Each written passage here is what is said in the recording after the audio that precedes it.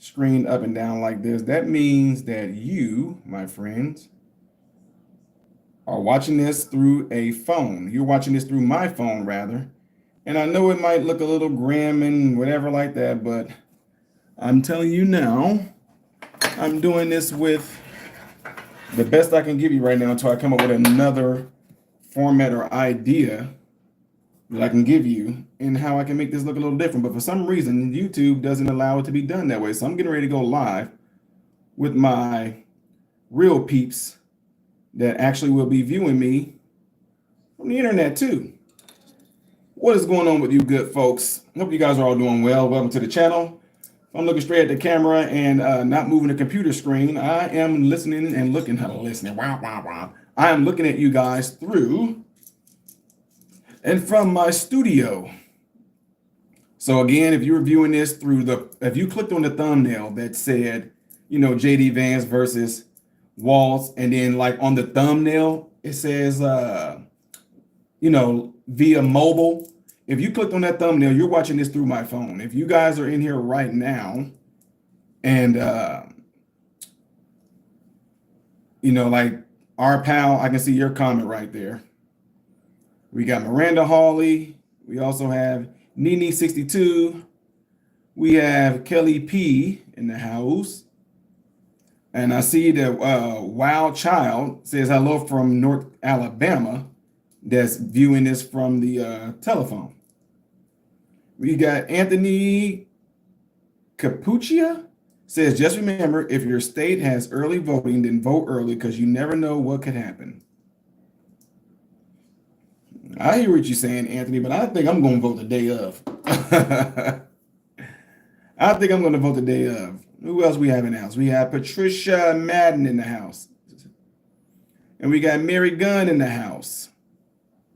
And guys, as soon as this debate starts, I'm going to start it and I'm going to get out of you guys' way. But as long as you guys can hear me really good, I'm good. Let me do something with this phone real quick because I don't know if this is just me or what, but I don't like this blurriness on this. It just looks blurred to me. Is that better? I don't know. Only you that are watching through the phone. If you just seen as if I just like performed like an earthquake and then moved and shook, then you are viewing that from the phone. So again, I appreciate you guys all being in here. I know that there's going to be some folks viewing via YouTube, and I'm sorry, you're going to be viewing through the phone, and there's a good chance. Oh, I don't need that. I don't need that. It's a good chance, you guys, that oh, I said the name right. Good deal.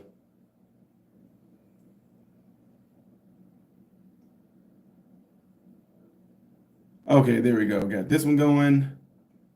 Splat Owl. Ooh, Twilight Zone stuff here.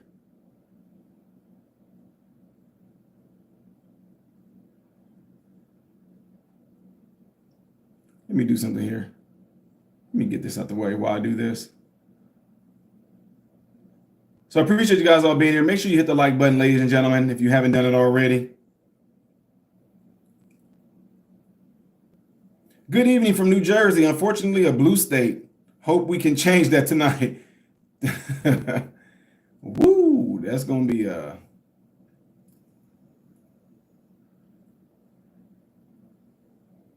Which one did I just open up? Let me see, guys. Give me a second. Uh-oh, we starting. Hold on. Hold on, play. I'll do this stuff later. Let me get back into this.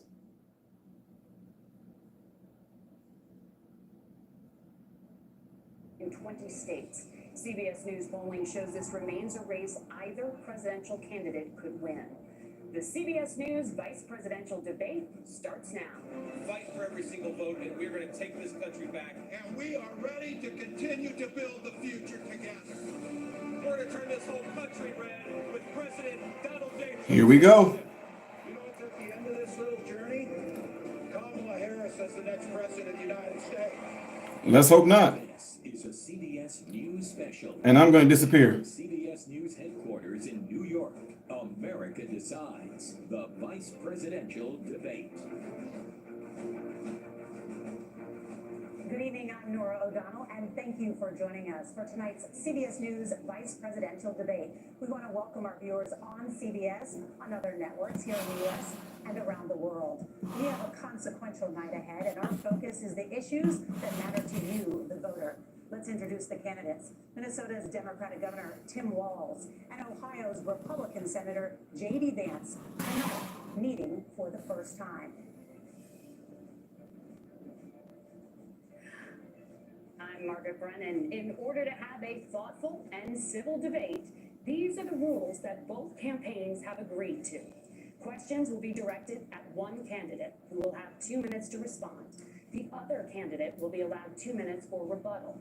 Then each candidate will get another minute to make further points, with an additional 1 minute each at the discretion of the moderator. The primary role of the moderators is to facilitate the debate between the candidates, enforce the rules, and provide the candidates with the opportunity to fact-check claims made by each other. CBS News reserves the right to mute the candidates' microphones to maintain decorum. We have not shared the questions or topics with the campaigns. The stage is set. Governor, Senator, thank you for joining us. Let's get started. Tonight, our country is facing several unfolding crises. The Middle East is on the brink of war. Americans are suffering from the catastrophic impact of Hurricane Helene. And now a labor strike as 25,000 dock workers from Maine to Texas are picketing. We're going to begin tonight with the Middle East. Margaret. Thank you, Nora.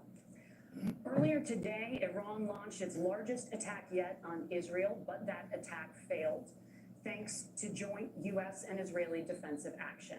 President Biden has deployed more than 40,000 U.S. military personnel and assets Here we go. the region over the past year to try to prevent a regional war. Iran is weakened, but the U.S. still considers it the largest state sponsor of terrorism in the world, and it has drastically reduced the time it would take to develop a nuclear weapon. It is down now to 1 or 2 weeks' time. Governor Walz, if you were the final voice in the Situation Room, would you support or oppose a preemptive strike by Israel on Iran? You have 2 minutes. Well, thank you. And thank you for those joining at home tonight. Let's keep in mind where this started. October 7th, Hamas terrorists massacred over 1,400 Israelis and took prisoners. Israel's ability to be able to defend itself is absolutely fundamental. Getting its hostages back, fundamental, and ending the humanitarian crisis in Gaza. But the expansion of Israel and its proxies is an absolute fundamental necessity for the United States to have the steady leadership there. You saw it experienced today, where along with our Israeli partners and our coalition, able to stop the incoming attack. But what's fundamental here is that steady leadership is going to matter. It's clear, and the world saw it on that debate stage a few weeks ago. A nearly 80-year-old Donald Trump talking about crowd sizes is not what we need in this moment. Make it about Donald Trump already. That. It's those that were closest to Donald Trump that understand how dangerous he is when the world is this dangerous. Make it about His Donald Chief of Trump Staff, John already. Kelly, said that he was the most flawed human being he'd ever met. And both of his secretaries of defense and his national security advisors said he should be nowhere near the White House. Now, the person closest to them, Donald Trump, said he's unfit for the highest office. That was Senator Vance. What we've seen out of Vice President Harris is we've seen steady leadership. We've seen a calmness that is able to draw on the coalitions to bring them together, understanding that our allies matter. When our allies see Donald Trump turn towards Vladimir Putin, turn towards North Korea, when we start to see that type of fickleness around holding the coalitions together, we will stay committed. And as the vice president said today we will protect our forces and our allied forces, and there will be consequences. Governor, your time is up. Senator Vance, the same question. Would you support or oppose a preemptive strike by Israel on Iran? You have 2 minutes. So, Margaret, I want to answer the question. First of all, thanks, Governor. Thanks to CBS for hosting the debate. And thanks, most importantly, to the American people who are watching this evening and caring enough about this country to pay attention to this vice presidential debate. I want to answer the question, but I want to actually give an introduction to myself a little bit, because I recognize a lot of Americans don't know who either one of us are. I was raised in a working class family. My mother required food assistance for her life. My grandmother required Social Security help to raise me. Nice. And she raised me in part because my own mother struggled with addiction for a big chunk of my early life. I went to college on the GI Bill after I enlisted in the Marine Corps and served in Iraq. And so I stand here asking to be your vice president with extraordinary gratitude for this country, for the American dream that made it possible for me to live my dreams. And most importantly, I know that a lot of you are worried about the chaos in the world and the feeling that the American dream is unattainable. I want to try to convince you tonight over the next 90 minutes that if we get better leadership in the White House, if we get Donald Trump back in the White House, the American dream is going to be attainable once again. Now, to answer this particular question, we have to remember that as much as Governor Walz just accused Donald Trump of being an agent of chaos, Donald Trump actually delivered stability in the world, and he did it by establishing effective deterrence. People were afraid of stepping out of line. Iran, which launched this attack, has received over $100 billion in unfrozen assets thanks to the Kamala Harris administration. What do they use that money for? They use it to buy weapons that they're now launching against our allies, and God forbid, potentially launching against the United States as well. Donald Trump recognized that for people to fear the United States, you needed peace through strength. They needed to recognize that if they got out of line, the United States global leadership would put stability and peace back in the world. Now, you asked about a preemptive strike, Margaret, and I want to answer the question. Look, it is up to Israel what they think they need to do to keep their country safe, and we should support our allies wherever they are when they're fighting the bad. What the heck? A commercial, really? Booker Really? has lost so much weight. And he Governor Walz, do you care to respond to any of the allegations? Well, look, Donald Trump was in office. We'll sometimes hear a revisionist history, but when Donald Trump was in office, it was Donald Trump who we had a coalition of nations that had boxed Iran's nuclear program in, the inability to advance it. Donald Trump pulled that program and put nothing else in its place. So Iran is closer to a nuclear weapon than they were before because of Donald Trump's fickle leadership. And when Iran shot down an American aircraft in international airspace, Donald Trump tweeted, because that's the standard diplomacy of Donald Trump. And when Iranian missiles did fall near U.S. troops and they received traumatic brain injuries, Donald Trump wrote it off as headaches. Look, our allies understand that Donald Trump is fickle. He will go to whoever has the most flattery or where it makes sense to him. Steady leadership like you witnessed today, like you witnessed in April. Both Iranian attacks were repelled. Our coalition is strong, and we need the steady leadership that Kamala Harris is providing. Senator Vance, the U.S. did have a diplomatic deal with Iran to temporarily pause parts of its nuclear program, and President Trump did exit that deal. He recently said, just 5 days ago, the U.S. must now make a diplomatic deal with Iran because the consequences are impossible. Did he make a mistake? You have 1 minute. Well, first of all, Margaret, diplomacy is not a dirty word, but I think that's something that Governor Walz just said is quite extraordinary. You yourself just said Iran is as close to a nuclear weapon today as they have ever been. And Governor Walz, you blame Donald Trump. Who has been the vice president for the last 3.5 years? And the answer is your running mate, not mine. Donald Trump consistently made the world more secure. Now, we talk about what the sequence of events that led us to where we are right now, and you can't ignore October the 7th, which I appreciate Governor Walz bringing up. But when did Iran and Hamas and their proxies attack Israel? It was during the administration of Kamala Harris. So Governor Walz can criticize Donald Trump's tweets, but effective, smart diplomacy and peace through strength is how you bring stability back to a very broken world. Donald Trump has already done it once before. Ask yourself at home, when was the last time, I'm 40 years old, when was the last time that an American president didn't have a major conflict break out? The only answer is during the 4 years that Donald Trump was president. Gentlemen, we have a lot to get to. Nora? Margaret, thank you. Let's turn now to Hurricane Helene. The storm could become one of the deadliest on record. More than 160 people are dead and hundreds more are missing. Scientists say climate change makes these hurricanes larger, stronger, and more deadly because of the historic rainfall. Senator Vance, according to CBS News polling, 7 in 10 Americans and more than 60% of Republicans under the age of 45 favor the U.S. taking steps to try and reduce climate change.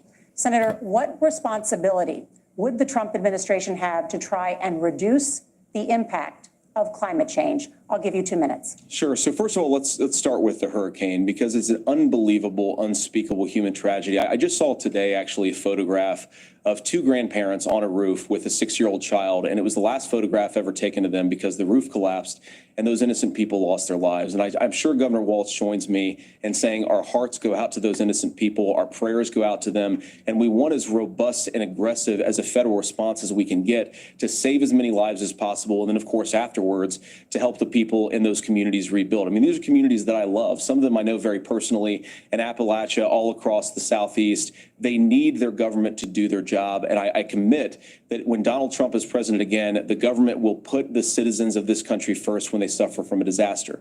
And Nora, you asked about climate change. I think this is a very important issue. Look, a lot of people are justifiably worried about all these crazy weather patterns. I think it's important for us, first of all, to say, Donald Trump and I support clean air, clean water. We want the environment to be cleaner and safer. But one of the things that I've noticed some of our Democratic friends talking a lot about is a concern about carbon emissions, this idea that carbon emissions drives all of the climate change.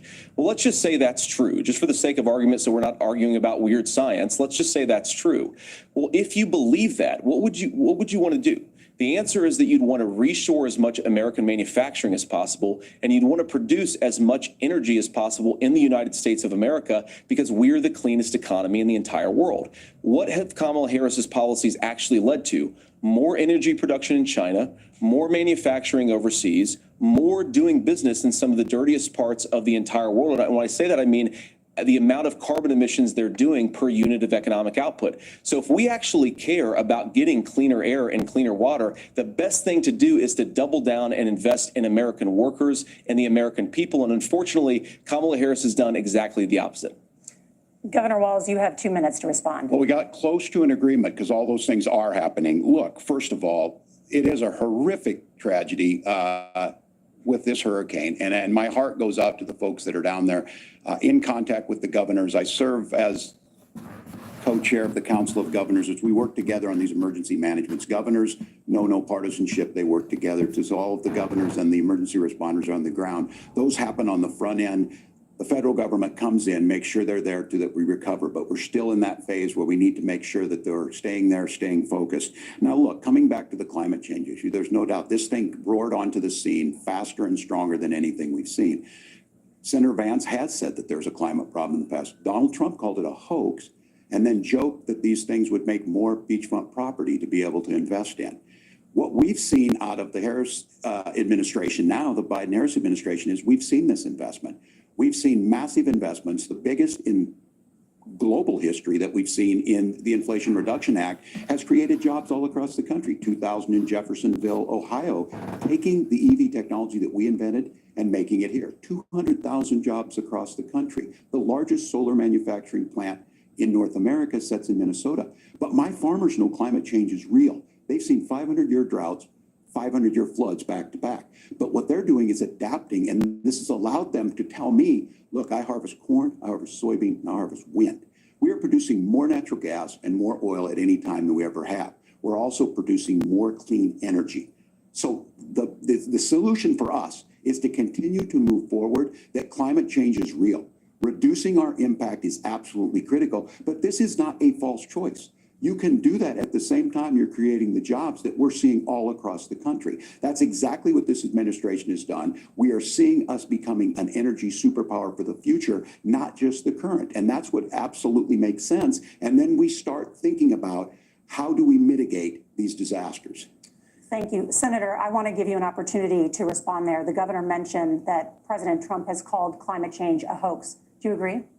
Well, look, what the president has said is that if the Democrats, in particular Kamala Harris and her leadership, if they really believe that climate change is serious, what they would be doing is more manufacturing and more energy production in the United States of America, and that's not what they're doing. So clearly, Kamala Harris herself doesn't believe her own rhetoric on this. If she did, she would actually agree with Donald Trump's energy policies. Now, something Governor Walz said I think is important to touch upon, because when we talk about clean energy, I think that's a slogan that often the Democrats Democrats will use here. I'm talking, of course, about the Democratic leadership. And the real issue is that if you're spending hundreds of millions or even billions of dollars of American taxpayer money on solar panels that are made in China, number one, you're going to make the economy dirtier. We should be making more of those solar panels here in the United States of America. Some of them are, Tim, but a lot of them are being made overseas in China, especially the components that go into those solar panels. So if you really want to make the environment cleaner, you've got to invest in more energy production. We haven't built a nuclear facility, I think, one in the past 40 years. Senator. Natural gas, we got to invest more in it. Kamala Harris has done the opposite. That's raised energy prices and also meant that we're doing Senator, worse by your the time climate. is up. Governor, would you like to respond? Well, look, we're producing more natural gas than we ever have. There's no moratorium on that. We're producing more oil, but the folks know, and like I said, again, these are not liberal folks. These are not folks that are Green New Deal folks. These are farmers that have been drought one year, massive flooding the next year. They understand that it makes sense. Look, our number one export cannot be topsoil from erosion from these massive storms. We saw it in Minnesota this summer. And thinking about how do we respond to that, we're thinking ahead on this. And what Kamala Harris has been able to do in Minnesota, we're starting to weatherproof some of these things. The infrastructure law that was passed allows us to think about mitigation in the future. How do we make sure that we're protecting by burying our power lines? How do we make sure that we're protecting lakefronts and things that we're seeing more and more of? But to call it a hoax and to take the oil company executives to Mar-a-Lago, say, give me money for my campaign and I'll let you do whatever you want. We can be smarter about that, and an all-above energy policy is exactly what she's doing, creating those jobs right here. Governor, your time is up. The overwhelming consensus among scientists is that the Earth's climate is warming at an unprecedented rate. Margaret? Bull Thank you, crap. Nora. We're going to turn now to Bull crap. immigration. The crisis at the U.S.-Mexico border consistently ranks as one of the top issues for American voters.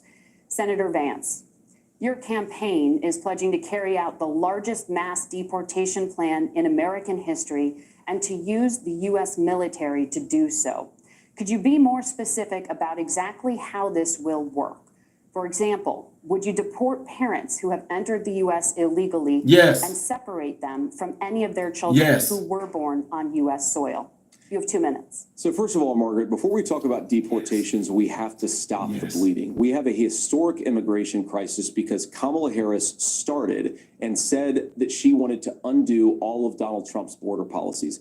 94 executive orders suspending deportations, decriminalizing illegal aliens, massively increasing the asylum fraud that exists in our system. That has opened the floodgates. And what it's meant is that a lot of fentanyl is coming into our country. I had a mother who struggled with opioid addiction and has gotten clean. I don't want people who are struggling with addiction to be deprived of their second chance because Kamala Harris let in fentanyl into our communities at record levels. So you've got to stop the bleeding. You've got to re-implement Donald Trump's border policies, build the wall, re-implement deportations. And that gets me to your point, Margaret, about what do we actually do?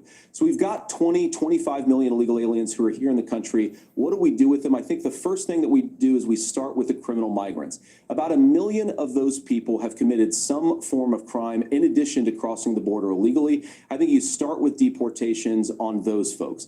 And then I think you make it harder for illegal aliens to undercut the wages of American workers. A lot of people will go home if they can't work for less than minimum wage in our own country. And by the way, that'll be really good for our workers who just want to earn a fair wage for doing a good day's work. And the final point, Margaret, is you ask about family separation. Right now in this country, Margaret, we have 320,000 children that the Department of Homeland Security has effectively lost. Some of them have been sex trafficked. Some of them hopefully are at homes with their families. Some of them have been used as drug trafficking mules. The real family separation policy in this country is unfortunately Kamala Harris's wide open southern border. And I'd ask my fellow Americans to remember when she came into office, she said she was going to do this. Real leadership would be saying, you know what, I screwed up. We're going to go back to Donald Trump's border policies. I wish that she would do that. It would be good for all of us. Governor, do you care to respond to any of the specific allegations, including that the vice president is, quote, letting... You didn't have to say all that. ...and using kids as drug mules, among other things regarding children? The drug mule is not true, but I will say about this, about the fentanyl, because this is a crisis of this, the opioid crisis. And the good news on this is the last 12 months saw the largest decrease in opioid deaths in our nation's history. 30% decrease in Ohio, but there's still more work to do.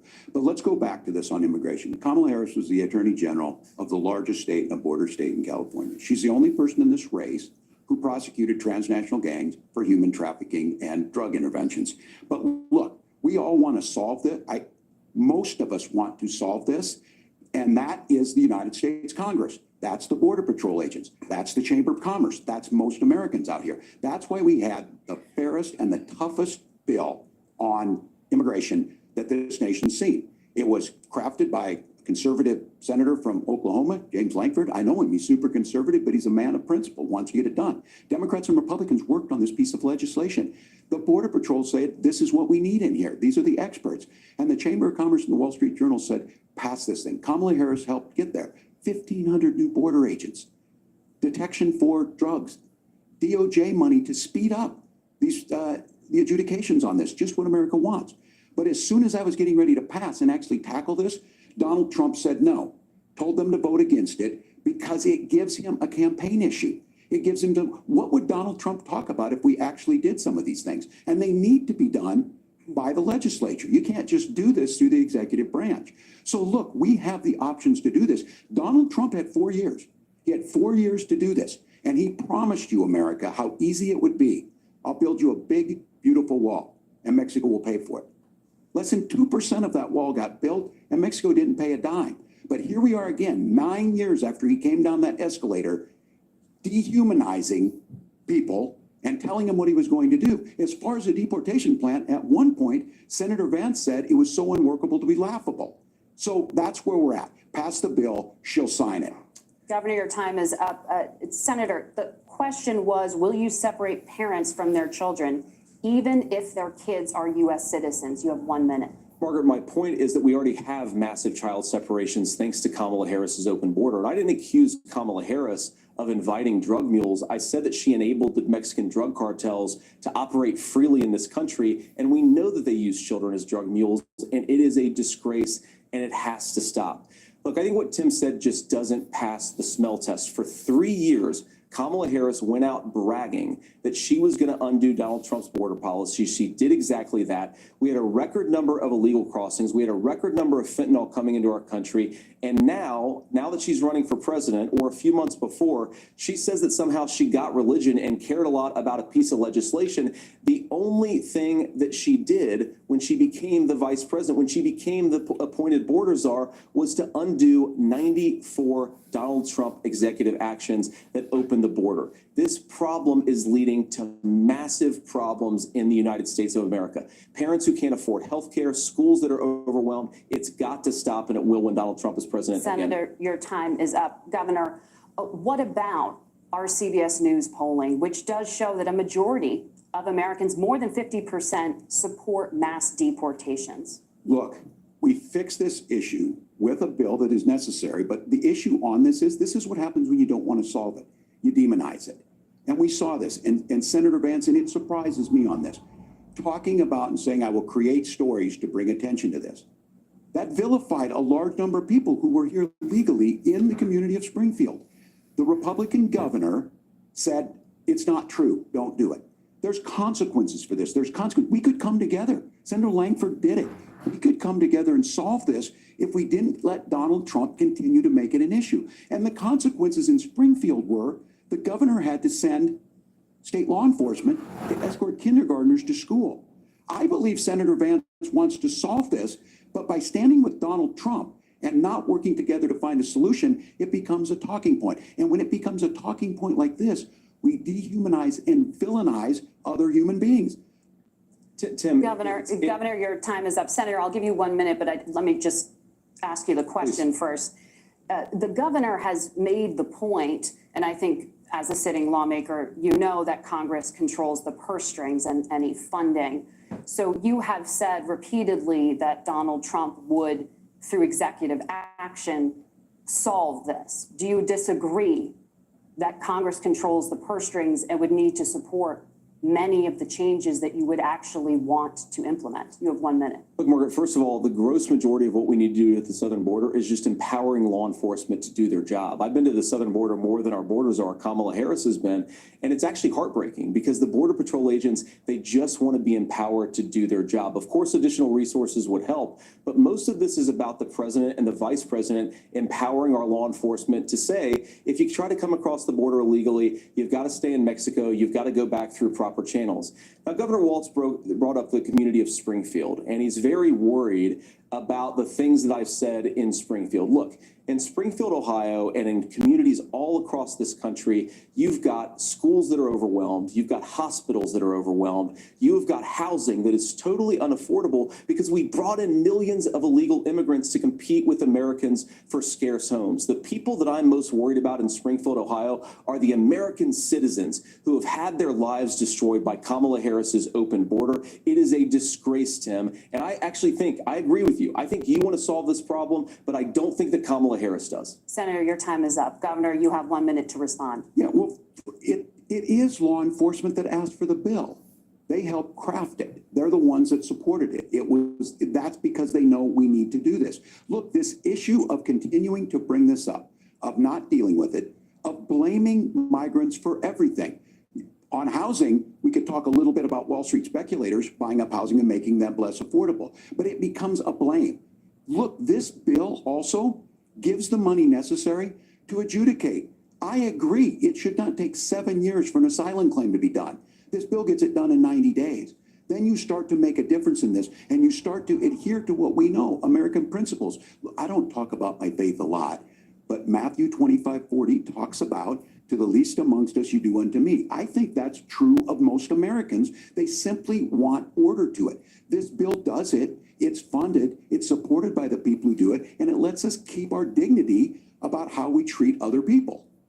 Thank you, Governor. And just to clarify for our viewers, Springfield, Ohio does have a large number of Haitian migrants who have legal status, temporary protected status. Well, Margaret, but thank you, Senator. We have so much to get to. Margaret, I think it's important because we're going to turn now to the economy. Thank Margaret, you. the rules were that you guys weren't going to fact check, and since you're fact checking me, I think it's important to say what's actually going on. So there's an application called the CBP One app, where you can go on as an illegal migrant, apply for asylum or apply for parole, and be granted legal status at the wave of a Kamala Harris open border wand. That is not a person coming in, applying for a green card and waiting for 10 years. That is the facilitation of illegal. They don't want to hear that. Thank you, Senator, for describing the legal process. We have so much to get to. Get him. We have so much. Get him, JD. Thank you, gentlemen. The CBP One app has not been on the books. It's something that Kamala Harris created, Margaret. Gentlemen, the audience can't hear you because your mics are cut. Get him, JD. We can hear you. Thank you for explaining the legal process. Nora. Thank you, Margaret. The economy is a top concern for voters. Each of your campaigns has released an economic plan, so let's talk about the specifics. Governor Walz, Vice President Harris unveiled a plan that includes billions in tax credits for manufacturing, housing, and a renewed child tax credit. The Wharton School says your proposals will increase the nation's deficit by $1.2 trillion. How would you pay for that without ballooning the deficit? Governor, I'll give you 2 minutes. Yeah, thank you. And Kamala Harris and I do believe in the middle class because that's where we come from. We both grew up in that. We understand. So those of you out there listening tonight, you're hearing a lot of stuff back and forth, and it's good. It's healthy. That's what this is supposed to happen. You should be listening. How's this going to impact me? The bold forward plan that Kamala Harris put out there is talking about this housing issue.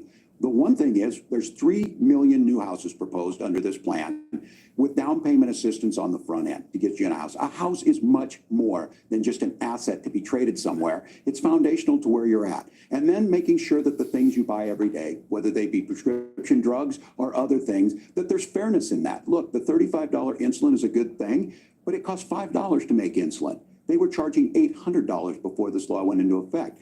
As far as the housing goes, I've seen it in Minnesota. 12% more houses in Minneapolis, prices went down on rent 4%. It's working. And then making sure tax cuts go to the middle class. $6,000 child tax credit, we have one in Minnesota, reduces childhood poverty by a third. We save money in the long run, and we do the right thing for families. And then getting businesses off the ground. The law as it stands right now is $5,000 tax credit for small business, increasing that to $50,000. Now, this is a philosophical difference between us. Donald Trump made a promise, and I'll give you this, he kept it. He took folks to Mar-a-Lago, said, you're rich as hell, I'm gonna give you a tax cut. He gave the tax cuts that predominantly went to the top class. What happened there was an $8 trillion increase in the national debt, the largest ever. Now he's proposing a 20% consumption or sales tax on everything we bring in. Everyone agrees, including businesses, it would be destabilizing it, it would increase inflation and potentially lead to a recession. Look, this is simple for you. Where are we going? Kamala Harris has said to do the things she wants to do. We'll just ask the wealthiest to pay their fair share. When you do that, our system works best, more people are participating in it, and folks have the things that they need. Senator, I want to give you a moment to respond on that. But similarly, the Wharton School has done an analysis of the Trump plan and says it would increase the nation's deficit by $5.8 trillion. My question is the same for you. How do you pay for all that without ballooning the deficit? I'll give you 2 minutes. Well, first of all, you're going to hear a lot from Tim Walz this evening, and you just heard it in the answer, a lot of what Kamala Harris proposes to do. And some of it, I'll be honest with you, it even sounds pretty good. Here's what you won't hear, is that Kamala Harris has already... Illinois is losing. Oh, here we go. Are you serious? She raised property taxes in McLean County. Property owners lose. The cost of food higher. And what she's actually done instead is drive the cost of food higher by 25%, drive the cost of housing higher by about 60%, open the American southern border and make middle-class life unaffordable for a large number of Americans. If Kamala Harris has such great plans for how to address middle-class problems, then she ought to do them now. Not when asking for a promotion, but in the job the American people gave her 3.5 years ago. And the fact that she isn't tells you a lot about how much you can trust her actual plans. Now, Donald Trump's economic plan is not just a plan, but it's also a record. A lot of those same economists attack Donald Trump's plans, and they have PhDs, but they don't have common sense and they don't have wisdom, because Donald Trump's economic policies delivered the highest take-home pay in a generation in this country, 1.5% inflation, and to boot, peace and security all over the world. So when people say that Donald Trump's economic plan doesn't make sense, I say look at the record. He delivered rising take-home pay for American workers. Now, Tim admirably admits that they want to undo the Trump tax cuts. But if you look at what was so different about Donald Trump's tax cuts, even from previous Republican tax cut plans, is that a lot of those resources went to giving more take-home pay to middle-class and working-class Americans. It was passed in 2017, and you saw an American economic boom unlike we've seen in a generation in this country. That is a record that I'm proud to run on, and we're going to get back to that common sense wisdom so that you can afford to live the American dream again. I know a lot of you are struggling. I know a lot of you are worried about paying the bills. It's going to stop when Donald Trump brings back common sense to this country. Governor, do you want to respond to that? What has Kamala Harris done for the middle class? Yeah, well, Kamala Harris's day one was Donald Trump's failure on COVID that led to the collapse of our economy. We were already before COVID in a manufacturing recession, but 10 million people out of work, largest percentage since the Great Depression. 9 million jobs closed on that. That was day one, whether it was the Infrastructure Act or other things we moved. Now, you made a question about experts, said this. I've made a note of this. Economists can't be trusted. Science can't be trusted. National security folks can't be trusted. Look, if you're going to be president, you don't have all the answers. Donald Trump believes he does. My pro tip of the day is this. If you need heart surgery, listen to the people at the Mayo Clinic in Rochester, Minnesota, not Donald Trump. And the same thing goes with this. And I ask you out there, teachers, nurses, truck drivers, whatever, how is it fair that you're paying your taxes every year and Donald Trump hasn't paid any federal tax in the last 15 years? The last year as president. That's what's wrong with the system. There's a way around it, and he's bragged about that. We're just asking for fairness in it, and that's all you want.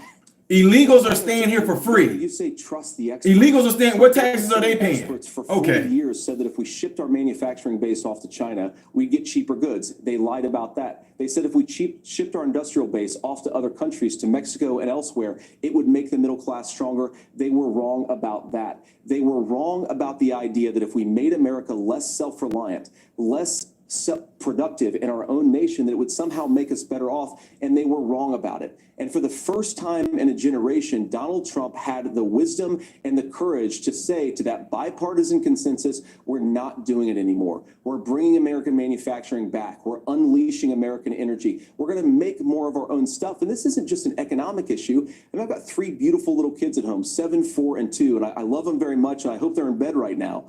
But look, so many of the drugs, the pharmaceuticals that we put in the bodies of our children are manufactured by nations that hate us. This has to stop, and we're not going to stop it by listening to experts. We're going to stop it by listening to common sense wisdom. Yes. Which is what Donald Trump governed on. Senator, your time is up. Governor Walz, can you address that? I mean, voters say they trust Donald Trump on the economy more. Trust the science, y'all. Remember the Fauci, ouchie, hokey pokey clock shot? Get tax cuts. You heard what the numbers were. Look, I'm a union guy on this. I'm not a guy who wanted to ship things overseas, but I understand that, look, we produce soybeans and corn. We need to have fair trading partners. That's something that we believe in. I think the thing that most concerns me on this is Donald Trump was the guy who created the largest trade deficit in American history with China.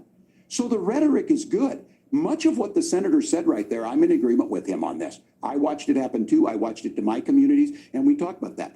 But we had people undercutting the right to collectively bargain. We had right to work states made it more difficult. We had companies that were willing to ship it over, and we saw people profit. Folks that are venture capital in some cases, putting money into companies that were overseas. We're in agreement that we bring those home. The issue is Donald Trump is talking about it. Kamala Harris has a record, 250,000 more manufacturing jobs just in out of the IRA. May I respond to that? Yes. So appreciate that. So if you notice, what Governor Walz just did is he said, first of all, Donald Trump has to listen to the experts. And then when he acknowledged he listened to Fauci. He said, well, Donald Trump didn't do nearly as good of a job as the statistics show that he did. So what Tim Walz is doing, and I honestly, Tim, I think you got a tough job here, because you've got to play whack-a-mole. You've got to pretend that Donald Trump didn't deliver rising take-home pay, which of course he did. You've got to pretend that Donald Trump didn't deliver lower inflation, which of course he did. And then you simultaneously got to defend Kamala Harris's atrocious economic record, which has made gas, groceries, and housing unaffordable for American citizens. I was raised by a woman who would sometimes go into medical debt so that she could put food on the table in our household. I know what it's like to not be able to afford the things that you need to afford. We can do so much better. To all of you watching, we can get back to an America that's affordable again. We just got to get back to common sense economic principles. I hope we have a conversation. JD, he is smart for looking in the camera for that. Governor, Please. thank you, Margaret. JD Vance is smart for looking in the camera for that. Ahead, gentlemen, on many topics, but right now I want to talk about personal qualifications. The vice president is often the last voice the president hears before making consequential decisions. We want to ask you about your leadership qualities. Governor Walz, you said you were in Hong Kong during the deadly Tiananmen Square protests in the spring of 1989. But Minnesota Public Radio and other media outlets are reporting that you actually didn't travel to Asia until August of that year. Can you explain that discrepancy? It was a grammar mistake. Well, and to the folks out there who didn't get at the top of this, look, I grew up in small rural. No. Town of 400, town that you rode your bike with your buddies till the streetlights come on, and I'm proud of that service. I joined the National Guard at 17, worked on family farms, and then I used the GI Bill to become a teacher, passionate about it, a young teacher. My first year out, I got the opportunity in the summer of '89 to travel to China.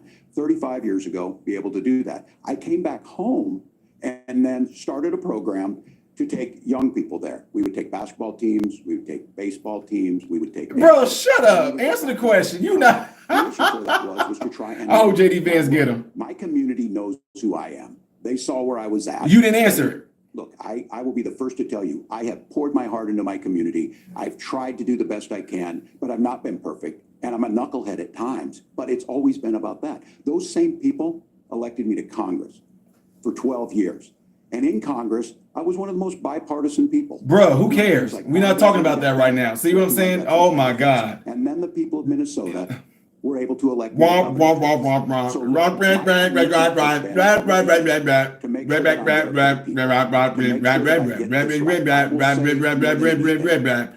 to answer the question. I'm not going to answer the question. I'm not going to answer the question. I'm going to do this. and not answer the question, because I'm sorry I'm interrupting, but he's not talking about nothing, because I don't care. You're not going to answer the question. You're not going to keep talking to get you all distracted. Nobody's caring, because he's not going to answer the question. And he's not going to answer the question with all this, and he's not going to answer the question, and he's not going to answer it because he's just going to keep on talking, because he's not going to answer the question. So this is about him not answering the question, because he's not going to get to the question, which you can't get past somebody like me, because while you're doing all that talking, I'm going to still remember that you still have not answered the question. He just keeps on talking. Look at this. I'm still going on. Isn't his minute up? Is his minute up yet?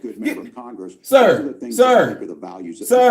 your minute is up. Governor, just to follow up on that, the question was, can you explain the discrepancy? All I said on this was I got there that summer and misspoke on this. So I will just, that's what I've said. You didn't misspeak. You lied. Hong Kong and China. Look at his eyes, y'all. Look at his eyes. From that, I learned a lot. That nobody cares. He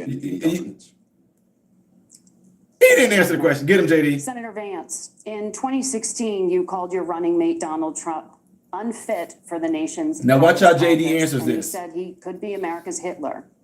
I know you've been asked many times, and you've said you regret those comments and explained you then voted for Donald Trump in 2020. But the Washington Post reported new messages last week in which you also disparaged Trump's economic record while he was president, writing to someone in 2020, quote, Trump thoroughly failed to deliver his economic populism. You're now his running mate, and you've shifted many of your policy stances to align with his. If you become vice president, why should Americans trust that you will give Donald Trump the advice he needs to hear and not just the advice he wants to hear? You have 2 minutes. Well, first of all, Margaret, because I've always been open. And sometimes, of course, I've disagreed with the president, but I've also been extremely open about the fact that I was wrong about Donald Trump. I was wrong, first of all, because I believed some of the media stories that turned out to be dishonest fabrications of his record. But most importantly, Donald Trump delivered for the American people. Rising wages, rising take-home pay, an economy that worked for normal Americans, a secure southern border, a lot of things, frankly, that I didn't think he'd be able to deliver on. And yeah, when you screw up, when you misspeak, when you get something wrong and you change your mind, you ought to be honest with the American people about it. It's one of the reasons, Margaret, why I've done so many interviews is because I think it's important to actually explain to the American people where I come down on the issues and what changed. Now, you pointed out the messages from 2020.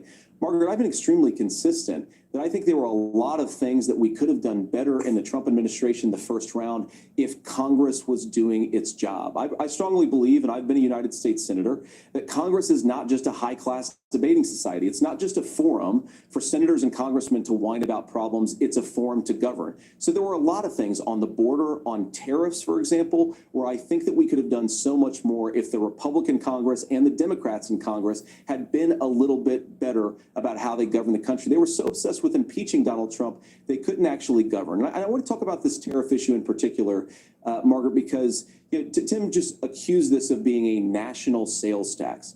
Look, the one thing, and you're probably surprised to hear me praising Joe Biden, but the one thing that Joe Biden did is he continued some of the Trump tariffs that protected American manufacturing. Whose tariffs? And it's the one issue, the most pro-worker part of the Biden administration. It's the one issue where Kamala Harris has run away from Joe Biden's record. Think about this. If you're trying to employ slave laborers in China at $3 a day, you're going to do that and undercut the wages of American workers unless our country stands up for itself and says, you're not accessing our markets unless you're paying middle-class Americans a fair wage. Senator, your time is up. Nora?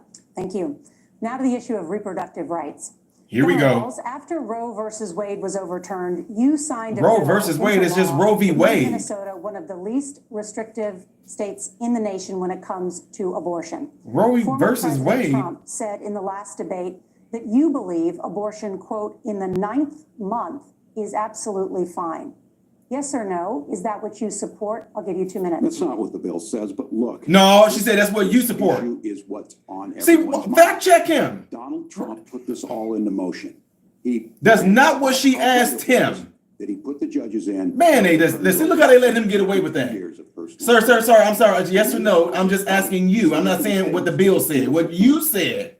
Amanda Zaworski would disagree with you on It's a Beautiful Thing. A young bride in Texas waiting for their child at 18 weeks, She has a complication, a tear in the membrane. She needs to go in. And have it surgically repaired. At that point needs to be decided by the doctor. And that would have been an abortion. But in Texas, that would have put them in legal jeopardy. She went home, got sepsis, nearly dies, and now she may have difficulty having children. Or in Kentucky, Hadley Duvall, a 12-year-old child raped and impregnated by her stepfather. Those are horrific. Now, when God asked about that, Senator Vance said, 2 wrongs don't make a right. There is no right in this. So in Minnesota, what we did was restore Roe versus Wade. We made sure that we put women in charge of their health care. But look, this is not where, if you don't know Amanda or a Hadley, you soon will. Their Project 2020. Yeah, from the illegals raping people. Registry of pregnancies. It's going to make it more difficult, if not impossible, to get contraception and limit access, if not eliminate access to infertility treatments. For so many of you out there listening, me included, infertility treatments are why I have a child. That's nobody else's business, but those things are being proposed. And the catch-all on this is, well, the states will decide what's right for Texas might not be right for Washington. That's not how this works. This is basic human right. We have seen maternal mortality skyrocket in Texas, outpacing many other countries in the world. Since the COVID shot. This is about healthcare. Since the COVID shot, yes, it has. In healthcare for a reason. We trust women. We trust doctors. Senator, do you want to No, respond? y'all don't. Y'all censoring us. They were censoring us. Agency? No, Nora, certainly we won't. And I want to talk about this issue because I know a lot of Americans care about it, and I know a lot of Americans don't agree with everything that I've ever said on this topic. And, you know, I grew up in a working class family in a neighborhood where I knew a lot of young women who had unplanned pregnancies and decided to terminate those pregnancies because they feel like they didn't have any other options.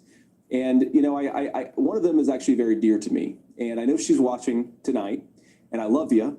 And she told me something a couple years ago that she felt like if she hadn't had that abortion, that it would have destroyed her life because she was in an abusive relationship. And I think that what I take from that as a Republican who proudly wants to protect innocent life in this country, who proudly wants to protect the vulnerable, is that my party, we've got to do so much better of a job at earning the American people's trust back on this issue where they frankly just don't trust us. And I think that's one of the things that Donald Trump and I are endeavoring to do. I want us as a Republican Party to be pro-family in the fullest sense of the word. I want us to support fertility treatments. I want us to make it easier for moms to afford to have babies. I want it to make it easier for young families to afford a home so they can afford a place to raise that family. And I think there's so much that we can do on the public policy front just to give women more options. Now, of course, Donald Trump has been very clear that on the abortion policy specifically, that we have a big country and it's diverse. And California has a different viewpoint on this than Georgia. Georgia has a different viewpoint from Arizona. And the proper way to handle this, as messy as democracy sometimes is to let voters make these decisions. Let the individual states make their abortion policy. We the people I think that's what make makes that the most decision. sense in a very big, a very diverse, and let's be honest, sometimes a very, very messy and divided country. Governor, would you like to respond and also answer the question about restrictions? Yeah, well, the question He can't answer. Donald Trump made the accusation that wasn't true about Minnesota. Well, let me tell you about this idea that there's diverse states. There's a young woman named Amber Thurman. She happened to be in Georgia, a restricted state. Because of that, she had to travel a long distance to North Carolina to try and get her care. Amber Thurman died in that journey back and forth. The fact of the matter is, how can we as a nation say that your life and your rights, as basic as the right to control your own body, is determined on geography? There's a very real chance, had Amber Thurman lived in Minnesota, she would be alive today. No, she wouldn't. Amber Thurman, she had fetal baby pieces still left in her body, y'all. She had baby pieces left in her body. That's how she died. She took a medication after she had an abortion, and they left baby pieces in her, and that is how she died. They couldn't get her in time because it was too late, because she had become very infectious, and she died from that. Not from no abortion, and she wouldn't have had nothing done in time. That's how she died. Wow. Abortion after 15 weeks. In fact, you said if someone can't support legislation like that, quote, you are making the United States the most barbaric Man, I wish J.D. Vance could regime respond to anywhere that. in the entire world. My question is, Why have you changed your position?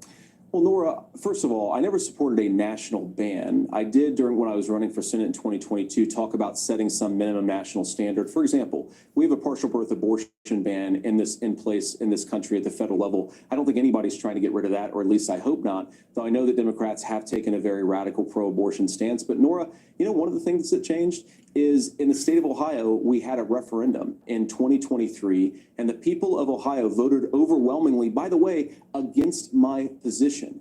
And I think that what I learned from that, Nora, is that we've got to do a better job at winning back people's trust. So many young women would love to have families. So many young women also see an unplanned pregnancy as something that's going to destroy their livelihood, destroy their education, destroy their relationships. And we have got to earn people's trust back. And that's why Donald Trump and I are committed to pursuing pro-family policies, making childcare more accessible, making fertility treatments more accessible, because we've got to do a better job at that. And that's what real leadership is. Governor, your response. I'm going to respond on the pro-abortion piece of that. No, we're not. We're pro-women. We're pro-freedom. Pro-death. We know what the implications are to not be that. Women having miscarriages, women not getting the care, physicians feeling like they may be prosecuted for providing that care. No, they won't. Making sure that we're educating our children and giving them options. Minnesota's a state with one of the lowest teen pregnancy rates. We understand that too. We know that the options need to be available, and we make that true. We also make it, we're a top 3 state for the best place to raise children. But these two things to try and say there ain't no children to raise. Pro-children, but we don't like this, or you guys are pro-abortion. That's not the case at all. We are pro-freedoms for women to make their choices, and we're going, and Kamala Harris is making the case, to make options for children more affordable, a $6,000 child tax credit, but we're not going to base that on the backs of making someone like Amber Thurman drive 600 miles to try and get health care. That's, oh my God. First of all, Governor, I agree with you. Amber Thurman should still be alive, and there are a lot of people who should still be alive, and I certainly wish that she was. And maybe you're free to disagree with me on this and explain this to me, but as I read the Minnesota law that you signed into law, the statute that you signed into law, it says that a doctor who presides over an abortion where the baby survives, the doctor is under no obligation to provide life-saving care to a baby who survives a botched late-term abortion. Facts. That is, I think, whether you're pro-choice or pro-abortion, that is fundamentally barbaric. And that's why I use that word, Nora, is because some of what we've seen, do you want to force Catholic hospitals to perform abortions against their will? Because Kamala Harris has supported suing Catholic nuns to violate their freedom of conscience. We can be a big and diverse country where we respect people's freedom of conscience and make the country more pro-baby and pro-family. But please. Yes, Governor, please respond. Look, this is one where there's always something there. This is a very simple proposition. These are women's decisions to make about their healthcare decisions, and the physicians who know best when they need to do this. Trying to distort the way a law is written to try and make a point, that's not it at all. What was I wrong about, Governor? Please tell me, what was I wrong about? That is not the way the law is written. Look, I've given I've given this advice on a lot of things, that getting involved, that's been misread, and it was fact-checked at the last debate. But the point on this is there's a continuation of these guys to try and tell women or to get involved. I use this line on this, just mind your own business on this. What about during COVID? When Roe versus Wade was in place. When we do a restoration of Roe, that works best. That doesn't preclude us from increasing funding for children. It doesn't increase us from making sure that once that child's born, like in Minnesota, they get meals, they get early childhood education, they get health care.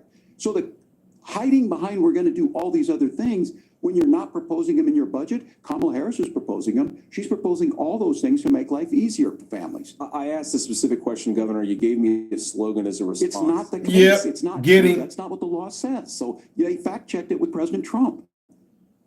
Gentlemen, there's a lot to discuss. We have to move on, and we're going to be Look how he's trying to rely on them. more of the CBS News vice presidential debate in just a moment. Guys, make sure y'all hit that thumbs up button if you would, please. This is honestly, so far, I think it's going pretty well. JD Vance, look, I'm just telling y'all straight up. If JD Vance is legit in how he is being right now, I like what he's doing right now, because JD Vance, in my opinion right now, JD Vance is able to really deliver his message forward. You know what I mean? He really is able to deliver. Now, I love Trump. Don't get me wrong. I love Trump. But I'm just being honest, God. You know, Trump, he did good picking JD Vance. Let me just say that.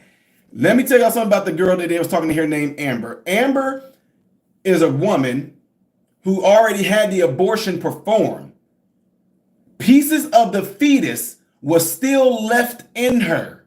She took a medication that was supposed to help her get rid of the rest of it, right? She became what we call septic. She went to the hospital, and while she was waiting and everything, because they had to try to figure out what was going on with her, they were going to finish the routine, but it was too late. Because you know why? Amber decided to go to the hospital too late. They don't tell y'all that she didn't die because they said, nope, we're not doing an abortion on you. No, they knew that she had an abortion. They knew she took the medication. And while they were getting ready to prep everything to bring her back, she slipped away because she was already too far septic with the stuff inside of her. She had still pieces of her twin child inside of her. They don't tell you that, though. Maybe if you ever took one of them tampons from the boys' restroom. Let me stop, y'all. But anyway, make sure y'all hit that thumbs up button right now. Make sure you do that. I don't know what this dude is talking about right here, but I really want you guys to hit that thumbs up button so that my content can consistently be recommended throughout YouTube algorithm. If you are watching this and you're viewing this on the phone, double tap your phone screen right now. That will give the video a thumbs up if you would, please. Let me see where we're at right now. Skip this to see if they're getting back to the debate. Nope, they're not back on the debate yet, but no. So that's what I want y'all to take away from this. Here's the thing. This is what I like about what J.D. Vance is doing. J.D. Vance is asking him to answer the question in real time. All he's doing is, that's not true. That's not true. Well, how is it not true? J.D. Vance sat right there and read off a statute of what your state has. J.D. Vance read off the statute of what Minnesota has, and Tim Walz don't even know it. No, that's not true. No, it's not. No. See, we have no. That's what they completely do. They just turn around and start babbling about stuff instead of answering it. Now, I'm telling y'all right now, if they ask J.D. Vance a question and I start to see J.D. Vance babbling off to the side, I'm going to call him out on it too. But J.D. Vance is doing a really good job holding his own. And I'm not going to lie to y'all. I mean, thus far, I'm liking J.D. Vance. I am. And Trump did good picking him. And y'all may disagree with this, but I like how J.D. Vance can really bring it out. And he brings you understanding, and he don't jip and jump all over the place. And I'm just telling y'all straight up, because y'all act like y'all have problems. We're all on the same team on the person that we're all voting for, right? Why do y'all have issues when somebody criticizes the people that we're voting for? You guys already know. Look, I told y'all. Everybody knows I'm voting Trump. Sign, hat, and everything, give it to me, right? Okay? Now, people get upset when we criticize. I say that Trump will start off saying something, and then you can tell that a thought will hit his brain, and he'll talk about that. And then you're like, wait a minute, no, Trump, go back to what you were saying at first. I'm glad that J.D. Vance is doing this, though. He's doing really, really, really, really good in this particular debate. And don't get me wrong, Tim Walz, he's doing a good job. He's learning from Kamala as far as like word salad. Kamala Harris kind of served up more of a iceberg lettuce salad, while Tim Walz seemed to be kind of got a little romaine, whatever in there. But it's still salad. So that's what I'm saying.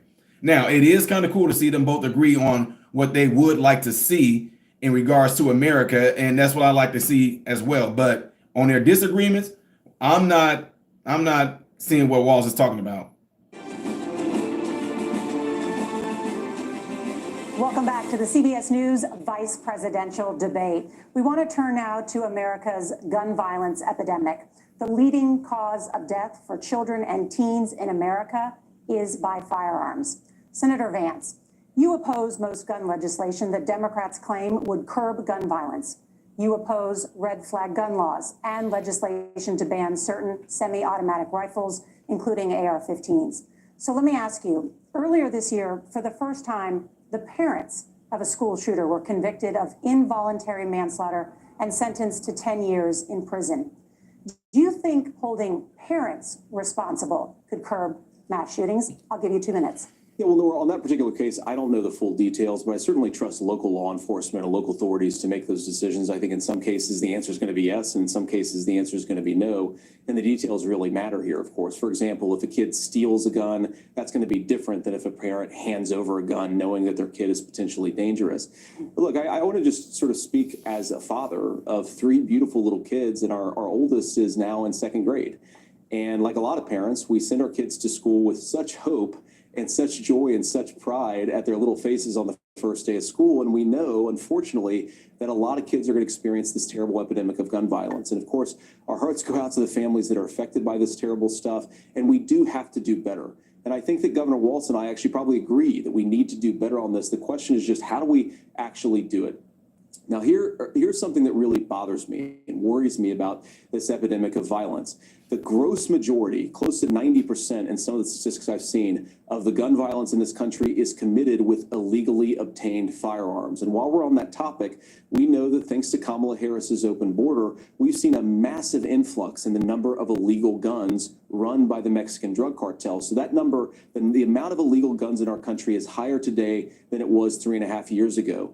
But what do we do about the schools? What do we do to protect our kids? And I think the answer is, and I say this not loving the answer, because I don't want my kids to go to school in a school that feels unsafe or where there are visible signs of security. But I unfortunately think that we have to increase security in our schools. We have to make the doors lock better. We have to make the doors stronger. We've got to make the windows stronger. And of course, we've got to increase school resource officers, because the idea that we can magically wave a wand and take guns out of the hands of bad guys, it just doesn't fit with recent experience. So we've got to make our schools safer. And I think we've got to have some common sense bipartisan solutions for how to do that. Governor, you have 2 minutes. Well, I think all the parents watching tonight, this is your biggest nightmare. Look, I got a 17-year-old and he witnessed a shooting at a community center playing volleyball. Those things don't leave you. As a member of Congress, I sat in my office surrounded by dozens of the Sandy Hook parents, and they were looking at my 7-year-old picture on the wall. Their 7-year-old were dead, and they were asking us to do something. And look, I'm a hunter. I own firearms. The vice president is. We understand that the Second Amendment is there, but our first responsibility is to our kids to figure this out. In Minnesota, we've enacted enhanced red flag laws, enhanced background checks, and we can start to get data. But here's the problem. It's not going to stop there. If we really want to solve this, we've got folks that won't allow research to be even done on gun violence. And this idea that we should just live with it, and I here's what I do think, that this is a good start to the conversation. I 100% believe that Senator Vance hates it when these kids, it's abhorrent and it breaks your heart. I agree with that. But that's not far enough when we know there are things that work. I've spent time in Finland and seen some Finnish schools. They don't have this happen, even though they have a high gun ownership rate in the country. There are reasonable things that we can do to make a difference. It's not infringing on your Second Amendment. And the idea to have some of these weapons out there, it just doesn't make any sense. Kamala Harris, as an attorney general, worked on this issue. She knows that it's there. No one's trying to scaremonger and say we're taking your guns, but I ask all of you out there, do you want your schools hardened to look like a fort? Is that what we have to go? When we know there's countries around the world that their children aren't practicing these types of drills. They're being kids. We owe it to them to get a fix. These are things that shouldn't be that difficult. You can still keep your firearms and we can make a difference. We have to. If you're listening tonight, this breaks your heart. Senator. Tim, first of all, I didn't know that your 17-year-old witnessed a shooting. I'm sorry about that, and I hope that you're doing okay. Christ have mercy. It is awful. And I appreciate what Tim said actually about Finland, because I do think it illustrates some of the frankly weird differences between our own country's gun violence problem and Finland. Is okay, first of all, we have way higher rates of mental health abuse or mental health substance abuse. We have way higher rates of depression, way higher rates of anxiety. We unfortunately have a mental health crisis in this country that I really do think that we need to get to the root causes of, because I don't think it's the whole reason why we have such a bad gun violence problem, but I do think it's a big piece of it. Another driver of the gun violence epidemic, especially that affecting our kids, it doesn't earn as many headlines, but is the terrible gun violence problem in a lot of our big cities. And this is why we have to empower law enforcement to arrest the bad guys, put them away, and take gun offenders off the street. Whose policy is not allowing that? There's a whole host of things that we can do here, but I do think at our schools, we've got to talk about more security. Senator, thank you. Governor, you previously opposed an assault weapons ban, but only later in your political career did you change your position. Why? Yeah, I sat in that office with those Sandy Hook parents. I've become friends with school shooters. I've seen it. Look, the NRA, I was NRA. Become friends with school shooters. Teach gun safety. I'm of an age where my shotgun was in my car so I could pheasant hunt after football practice. That's not where we live today. And several things I want to mention on this is talking about cities and where it's at. The number one, where the most firearm deaths happen in Minnesota are rural suicides. And we have an epidemic of children getting guns and shooting themselves. And so we have— In Minnesota, they that bored? All of the issues. I'm just joking. Making sure folks have health care and all that, but I want to be very careful. This idea of stigmatizing mental health, just because you have a mental health issue doesn't mean you're violent. And I think what we end up doing is we start looking for a scapegoat. Sometimes it just is the guns. It's just the guns. And there are things that you can do about it. This is one, and I think this is a healthy conversation. I think there's a capacity to find solutions on this that work, protect Second Amendment. It will never be just the guns. No. Thank you, Margaret. It's the people with the guns. It's never just the To the guns. top contributor to inflation, the high cost of housing and rent. There's a shortage of more than 4 million homes in the United States, and that contributes to the high housing. Y'all giving them to the illegal immigrants. Governor Walz, I'm the Harris joking, campaign y'all. promises a $25,000 Hit that thumbs up button, down payment folks. assistance for first-time home buyers and a $10,000 tax credit. They also promise to build 3 million new homes. Where are you building said he these friends with the homes, school and shooters. won't handing out that kind of money just drive up prices higher? No, it's not handing out. First, let me say this issue of housing, and I think those of you listening on this, the problem we've had is that we've got a lot of folks that see housing as another commodity. It can be bought up, it can be shifted, it can be moved around. Those are not folks living in those houses. Those of you listening tonight, that house is a big deal. I bought and owned one house in my life. My mom still lives in the house where I was. And when I think of a house, I'm thinking of Christmas services after midnight mass where you go with your family. We need to make it more affordable. And one of the things, as I said, this program that the Vice President is pushing forward and bringing a new way of approaching this is something we're doing in Minnesota from that lead.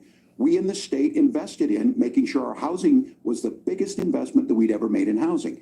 It starts to make it easier. We cut some of the red tape. Local folks, look, we can't do it at the federal level, but local folks make it easier to build those homes. And then that down payment assistance. I can tell all of you out there, certainly for me, using the GI Bill was one thing, but a veteran's home loan, the big thing about a veteran's home loan is you don't have to pay the down payment. Those are things that make it there. Now, look, you're going to pay it back and you're going to pay your mortgage. Those are things that we know in the long run, the appreciated value, the generational wealth that's created from it. And I will give Minneapolis an example. Minneapolis is the one city where we've seen the lowest inflation rates. We've seen a 12% increase in stock because we put some of these things in, and we're implementing a state program to make sure we give some of that down payment assistance. We get it back from people because here's what we know. People with stable housing end up with stable jobs. People with stable housing have their kids able to get to school. All of those things in the long run end up saving our money. And that's the thing that I think we should be able to find some common ground in, but we can't blame immigrants for the only reason. That's not the case that's happening in many cities. The fact of the matter is that we don't have enough naturally affordable housing, but we can make sure that the government's there to help kickstart it, create that base. Governor, your time is up. Senator Vance, as far as your campaign's position, the promise is to seize federal lands to build homes, remove regulation, provide tax breaks, and cut back on immigration, which you say pushes up prices. Where are you going to build all the new homes you're promising, and what part of any of this plan will provide immediate relief? You have 2 minutes. Well, first of all, Tim just said something that I agree with. We don't want to blame immigrants for higher housing prices, but we do want to blame Kamala Harris for letting in millions of illegal aliens into this country, which does drive up costs, Tim.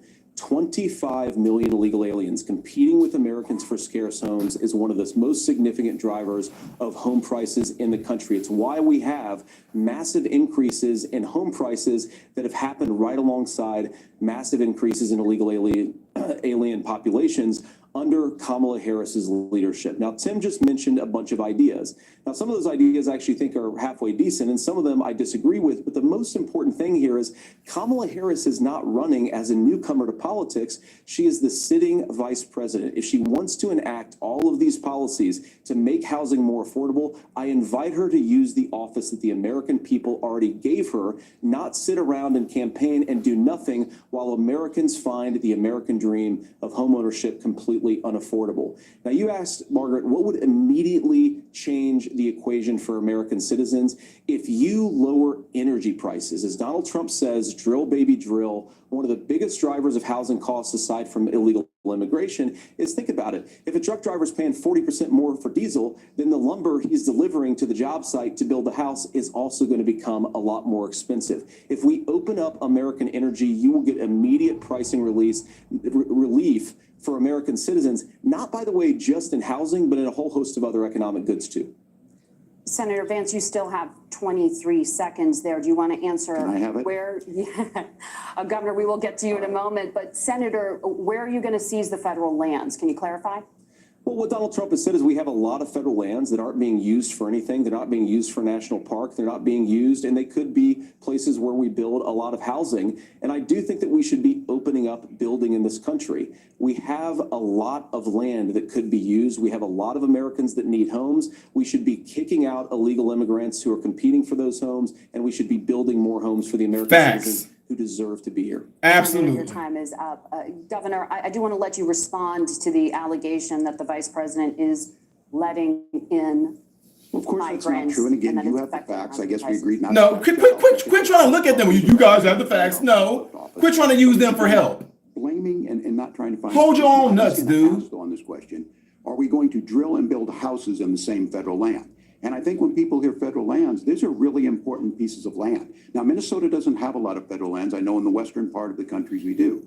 There's not a lot of federal lands in and around Minneapolis, for example. So the issue is I don't understand the federal lands issue unless we. Bro, see you this, dodged and the I question worry of about her letting them somebody who in. cares deeply about our national parks and our federal lands. Look, Minnesota, we protect these things. We've got about 20% of the world's fresh water. These lands protect. They're there for a reason. They belong to all of us. But again, this is when you view housing and you view these things as commodities. Like, there's a chance to make money here. Let's take this federal land and let's sell it to people for that. I think there's better ways to do this. We've seen it in Minnesota. We're able to refurbish some of these houses. We're able to make some investments. That gets people in. And I'm still on the fact on this. Economists, Senator Vance, you said you don't like the economists. Which economists are saying that it is immigrants that's adding to the cost? Governor, Where's your the study? time is up, but Senator, on that point, I'd like for you to clarify. There are many contributing factors to high housing costs. What evidence do you have that migrants are part of this problem? Well, there's a Federal Reserve study that we're happy to share after the debate. We'll put it up on social media, actually, that really drills down on the connection between increased levels of migration, especially illegal immigration, and higher housing prices. Now, of course, Margaret, that's not the entire driver of higher housing prices. It's also the regulatory regime of Kamala Harris. Look, we are a country of builders. We're a country of doers. We're a country of explorers. But we increasingly have a federal administration that makes it harder to develop our resources, makes it harder to build things, and wants to throw people in jail for not doing everything exactly as Kamala Harris says they have to do. And what that means is that you have a lot of people who would love to build homes who aren't able to build homes. I actually agree with Tim Walz. We should get out of this idea of housing as a commodity. But the thing that has most turned housing into a commodity is giving it away to millions upon millions of people who have no legal right to be here. What are the federal regulations? I deal with this as a governor. You can very quickly reply. I'm sorry. I get this as a governor, and I don't necessarily disagree with that in some cases, many of those are local, many of them are state. I don't know which ones are federal, but I think whenever we talk regulations, people think they can get rid of them. I think you want to be able to get out of your house in a fire. I think you want to make sure that it's fireproof and those types of things. So which are the regulations? Because the vice president's not responsible for those. Congress writes those. Governor, thank you. Gentlemen, we have a lot to get to. You're passionate about the housing crisis, I can tell. But Nora? Thank you. One of the top problems facing Americans is the high cost of health care. Senator Vance, at the last presidential debate, former President Trump was asked about replacing the Affordable Care Act. In response, he said, "I have concepts of a plan." Since then, Senator, you've talked about changing how chronically ill Americans get health insurance. Can you explain how that would work? And can you guarantee that Americans with pre-existing conditions won't pay more? I'll give you 2 minutes. Well, of course, we're going to cover Americans with pre-existing conditions. In fact, a lot of my family members have gotten health care I believe, members of my family actually got private health insurance, at least for the first time. Kamala wants to get rid of it. Private insurance for the first time under Donald Trump's leadership. And I think that, a lot of people have criticized this concepts of a plan remark. I think it's very simple common sense. I think as Tim Walz knows from 12 years in Congress, you're not going to propose a 900-page bill standing on a debate stage. It would bore everybody to tears, and it wouldn't actually mean anything because part of this is the give and take of bipartisan negotiation. Now, when Donald Trump was actually president, and again, he has a record to be proud of, prescription drugs fell in 2018 for the first time in a very long time. Under Kamala Harris's leadership, prescription drugs are up about 7%. Under Donald Trump's entire 4 years, they were up about 1.5%. He introduced pricing transparency. Think about healthcare. You go into a hospital, you try to buy something, and nobody knows what it actually costs. That price transparency will actually give American consumers a little bit more choice and will also drive down costs. And we talked about, the reinsurance regulations is what I was talking about. Look, Donald Trump has said that if we allow states to experiment a little bit on how to cover both the chronically ill, but the non-chronically ill, it's not just a plan. He actually implemented some of these regulations when he was president of the United States. And I think you can make a really good argument that it salvaged Obamacare, which was doing disastrously until Donald Trump came along. And I think this is an important point about President Trump. Of course, you don't have to agree with everything that President Trump has ever said or ever done. But when Obamacare was crushing under the weight of its own regulatory burden and healthcare costs, Donald Trump could have destroyed the program. Instead, he worked in a bipartisan way to ensure that Americans had access to affordable care. It's not perfect, of course, and there's so much more that we can do. But I think that Donald Trump has earned the right to put in place some better healthcare policies. He's earned it because he did it successfully the first time. Governor? All right, here's where being an old guy gives you some history. I was there at the creation of the ACA. And the reason it was so important is I come from a major healthcare state, home of the Mayo Clinic, home to Medical Alley, 3M, Medtronic, all of those. We understand healthcare. It's why we're ranked first on affordability and accessibility and quality of healthcare. And so what I know is under Kamala Harris, more people are covered than they have before. And those of you listening, this is critical to you. Now, Donald Trump all of a sudden wants to go back and remember this. He ran on the first thing he was going to do on day one. I'm live. Repeal Obamacare. On day one, he tried to sign an executive order to repeal the ACA. He signed on to a lawsuit to repeal the ACA, but lost at the Supreme Court. And he would have repealed the ACA had it not been for the courage of John McCain to save that bill. Now, fast forward, what that means to you is you lose your pre-existing conditions. If you're sitting at home and you got asthma, too bad. If you're a woman, probably That's not. a lie. That is a lie. Football might kick you out. Your kids get kicked out when they're 26. Kamala Harris negotiated drug prices for the first time with Medicare. We have 10 drugs that will come online, the most common ones that'll be there. But look, this issue, and when Donald Trump said, I've got a concept of a plan, it cracked me up as a fourth grade teacher because my kids would have never given me that. But what Senator Vance just explained might be worse than a concept, because what he explained is pre-Obamacare. And I'll make this as simple as possible because I have done this for a long time. What they're saying is, if you're healthy, why should you be paying more? So what they're going to do is let insurance companies pick who they insure, because guess what happens? You pay your premium, it's not much. They figure they're not going to have to pay out to you. But those of you a little older, gray, got cancer, you're going to get kicked out of it. That's why the system didn't work. Kamala Harris will protect and enhance the ACA. Governor, thank you. Senator, you have not yet explained how you would protect people with pre-existing conditions or laid out that plan. Well, look, we currently have laws and regulations in place right now that protect people with pre-existing conditions. We want to keep those regulations in place, but we also want to make the health insurance marketplace function a little bit better. Now, what Governor Walz just said is actually not true. A lot of what happened, and the reason that Obamacare was crushing under its own weight, is that a lot of young and healthy people were leaving the exchanges. Donald Trump actually helped address that problem, and he did so in a way that preserved people's access to coverage who had pre-existing conditions. But again, something that these guys do is they make a lot of claims about if Donald Trump becomes president, all of these terrible consequences are going to ensue. But in reality, Donald Trump was president. Inflation was low, take-home pay was higher, and he saved the very program from a Democratic administration that was collapsing and would have collapsed absent his leadership. He did his job, which is govern in a bipartisan way and get results, not just complain about problems, but actually solve them. Governor, did enrollment under the Affordable Care Act go up under the Trump administration? It's higher now that we've seen it go up. Look, people are using it. The system works.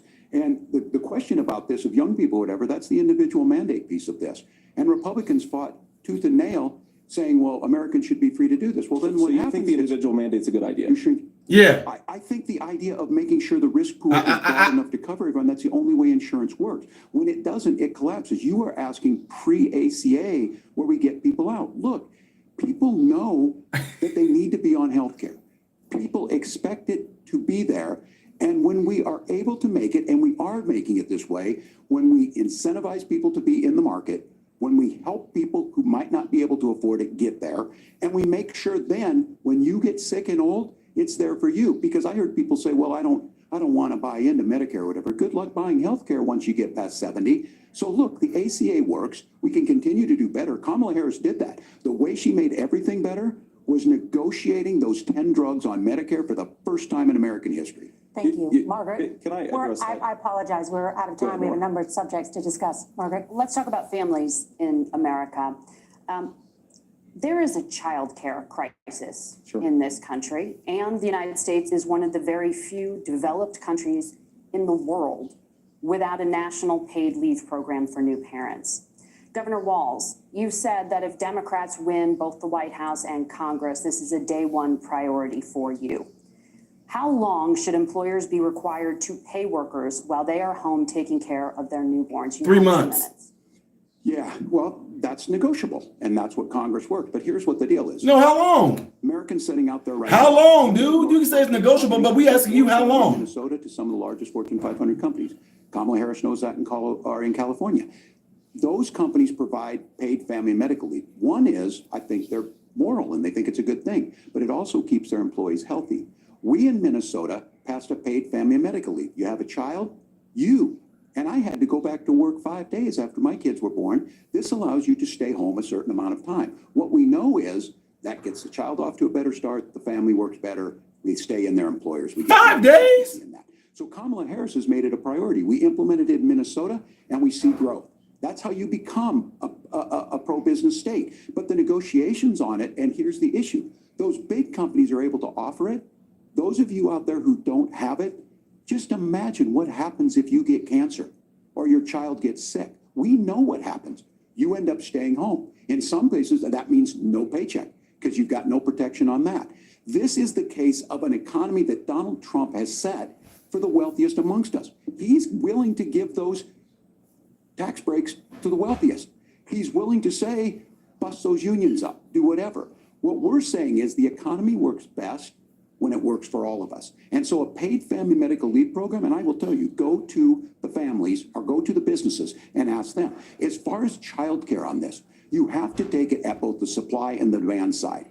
You can't expect the most important people in our lives to take either our children or our parents to get paid the least amount of money. And we have to make it easier for folks to be able to get into that business and then to make sure that folks are able to pay for that. We were able to do it in Minnesota, and I'm still telling you this. We were listed as the best state. We're still in crisis on this. A federal program of paid family and medical leave and help with this will enhance our workforce, enhance our families, and make it easier to have the children that you want. What about the Governor, men? your time is up. How long were the men able to Do stay? you support a national paid leave program? And if so, for how long should employers be mandated to pay their employees while they are home taking care of their newborn? You have 2 minutes. Yeah, well, first of all, Margaret, a number of my Republican colleagues and some Democrats, too, have worked on this issue. And I think there is a bipartisan solution here because a lot of us care about this issue. I mean, look, I speak from this very personally because I'm married to a beautiful woman who is an incredible mother to our 3 beautiful kids, but is also a very, very brilliant corporate litigator. And I'm so proud of her. But being a working mom, even for somebody with all of the advantages of my wife, is extraordinarily difficult. And it's not just difficult from a policy perspective. She actually had access to paid family leave because she worked for a bigger company. But the cultural pressure on young families and especially young women, I think makes it really hard for people to choose the family model they want. A lot of young women would like to go back to work immediately. Some would like to spend a little time home with the kids. Some would like to spend longer at home with the kids. We should have a family care model that makes choice possible. And I think this is a very important substantive difference between Donald Trump and Kamala Harris's approach. I mean, look, if you look at the federal programs that we have that support paid family leave right now, the Community Development Block Grant, and there's another block grant program that spends a lot of money from the federal government. These programs only go to one kind of childcare model. Let's say you'd like your church maybe to help you out with childcare. Maybe you live in a rural area or an urban area and you'd like to get together with families in your neighborhood to provide childcare in the way that makes the most sense. You don't get access to any of these federal monies. We want to promote choice in how we deliver family care and how we promote childcare, because look, it is unacceptable. And, you know, of course, Tim and I have been on the campaign trail a lot the past 7 or 8 weeks. And one of the biggest complaints I hear from young families is people who feel like they don't have options, like they're choosing between going to work or taking care for their kids. That is an incredible burden to put on American families. We're the only country that does it. I think we could do a heck of a lot better. Senator, What about men? Y'all saying family leave, but the women are the only ones that get to stay at home 12 weeks. What about the men? I want to stay home with my child too. Oh my God. Anyway, this commercial is playing out. We'll get back to it. Said, as much as childcare is talked about as being expensive, it's relatively speaking not very expensive compared to the kinds of numbers we'll be taking in. Is President Trump committed to the $5,000 per child tax credit that you have described? You have 1 minute. Well, what President Trump said, Margaret, I just want to defend my running mate here a little bit, is that we're going to be taking in a lot of money by penalizing companies for shipping jobs overseas and penalizing countries who employ slave laborers and then ship their products back into our country and undercut the wages of American workers. It's the heart of the Donald Trump economic plan. Cut taxes for American workers and American families. Cut taxes for businesses that are hiring and building companies in the United States of America, but penalize companies and countries that are shipping jobs overseas. That's the heart of the economic proposal. And I think what President Trump is saying is that when we bring in this additional revenue with higher economic growth, we're going to be able to provide paid family leave, childcare options that are viable and workable for a lot of American families. Can you clarify how that will solve the childcare shortage? Well, because as Tim said, a lot of the childcare shortages, we just don't have enough resources going into the multiple people who could be providing family care options. And we're going to have to, unfortunately, look, we're going to have to spend more money. We're going to have to induce more people to want to provide childcare options for American families, because the reason it's so expensive right now is because you've got way too few people providing this very essential service. Thank you, Senator. Governor Walz, your ticket also has some child care tax credit proposals. Do you think Congress will agree to the $6,000 credit for newborns and $3,000 credit for children over the age of 6, as your campaign has promised? Is that realistic? Well, if these members of Congress are listening to anybody, I can tell you, and this is the biggest issue. Everybody listening tonight knows. I mean, I'm sure they were shocked to hear it's not that expensive. And let's be clear, whether it's 5,000 or 6,000, that pays you about 3 or 4 months. Let's be clear of where we're at on this. It's because we got out of an imbalance on this. We thought we were going to get by not paying people. I don't think Senator Vance and I are that far apart. I'm not opposed to what he's talking about on options. We've done scholarship types of things. I think we need to be open to making the case. But the issue here is, the question you asked is, you're not going to pay for it with these tariffs. That's just adding another $4,000 on the family and taking less. So not only do they not get the money to pay for that, they're $4,000 in the hole. That's Wharton School. That's his alma mater. And so I think the issue here is, those members of Congress, I can't believe they're not. When I go to businesses, sure, they'll talk about taxes sometime, but they will lead with childcare and they will lead with housing, because we know the problem is, especially in a state like Minnesota, we need more workers because our economy is growing, but we need the workforce. Governor, thank you. We need to move on. Nora? Let's talk about the state of democracy, the top issue for Americans after the economy and inflation. After the 2020 election, President Trump's campaign and others filed 62 lawsuits contesting the results. Judges, including those appointed by President Trump and other Republican presidents, looked at the evidence and said there was no widespread fraud. The governors of every state in the nation, Republicans and Democrats, certified the 2020 election results and sent a legal slate of electors to Congress for January 6th. Senator Vance, you have said you would not have certified the last presidential election and would have asked the states to submit alternative electors. That has been called unconstitutional and illegal. Would you again seek to challenge this year's election results, even if every governor certifies the results? I'll give you 2 minutes. Well, Nora, first of all, I think that we're focused on the future. We need to figure out how to solve the inflation crisis caused by Kamala Harris's policies, make housing affordable, make groceries affordable, and that's what we're focused on. But I want to answer your question because you did ask it. Look, what President Trump has said is that there were problems in 2020, and my own belief is that we should fight about those issues, debate those issues peacefully in the public square, and that's all I've said, and that's all that Donald Trump has said. Remember, he said that on January the 6th, the protesters ought to protest peacefully. And on January the 20th, what happened? Joe Biden became the president, Donald Trump left the White House, and now, of course, unfortunately, we have all of the negative policies that have come from the Harris-Biden administration. I believe that we actually do have a threat to democracy in this country, but unfortunately, it's not the threat to democracy that Kamala Harris and Tim Walz want to talk about. It is the threat of censorship. It's Americans casting aside lifelong friendships because of disagreements over politics. It's big technology companies silencing their fellow citizens, and it's Kamala Harris saying that rather than debate and persuade her fellow Americans, she'd like to censor people who engage in misinformation. I think that is a much bigger threat to democracy than anything that we've seen in this country in the last 4 years, in the last 40 years. Now, I'm really proud, especially given that I was raised by two lifelong blue-collar Democrats, to have the endorsement of Bobby Kennedy Jr. and Tulsi Gabbard, lifelong leaders in the Democratic coalition. And of course, they don't agree with me and Donald Trump on every issue. We don't have to agree on every issue, but we're united behind the basic American First Amendment principle that we ought to debate our differences. We ought to argue about them. We ought to try to persuade our fellow Americans. Kamala Harris is engaged in censorship at an industrial scale. She did it during COVID. She's done it over a number of other issues. And that, to me, is a much bigger threat to democracy than what Donald Trump said when he said that protesters should peacefully protest on January the 6th. Governor? Well, I've enjoyed tonight's debate, and I think there was a lot of commonality here, and I'm sympathetic to misspeaking on things, and I think I might have with the senator. Me too, man. There's one though that this one is troubling to me, and I say that because I think we need to tell the story.